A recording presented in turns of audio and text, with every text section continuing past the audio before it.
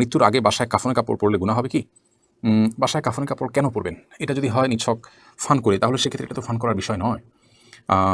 মৃত্যুর আগে আমাদের উচিত হলো আল্লাহ তাআলার কাছে কী নিয়ে যাচ্ছি সেটার জন্য প্রস্তুতি গ্রহণ করা। আল্লাহ রাব্বুল আলামিনের কাছে কী নিয়ে আমরা দাঁড়াবো, সেজন্য প্রস্তুতি আমাদের থাকতে হবে, ইস্তেগফার থাকতে হবে, গুনাহগুলো মাফ করায় নিতে হবে, নেক আমল করতে হবে। এটা হবে আমাদের মৃত্যুর আগের প্রস্তুতি।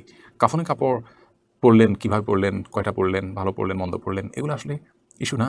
নবী করিম সাল্লাল্লাহু আলাইহি সাল্লাম এর প্রিয় চাচা হামজা রাদিয়াল্লাহু তাআলা আনহু যখন শহীদ হলেন, ভালো কাপড় দিয়ে কাফন পরানো তো দূরের কথা, কাপড় দিয়ে অনেক শহীদকেই রীতিমতো কাফন দেওয়া যায়নি। মুনাফিকদের থেকে কাপড় ধার করে কাফন দিতে হয়েছে, ঘাস দিয়ে ঢেকে কবর রাখতে হয়েছে। তারা কিন্তু জান্নাতি, জান্নাতের আলা মাকামের অধিকারী ইনশাআল্লাহ তাআলা। তাহলে আমাদের ট্রায়াল হবে আমি আল্লাহর সামনে কী নিয়ে দাঁড়াবো সেটা নিয়ে।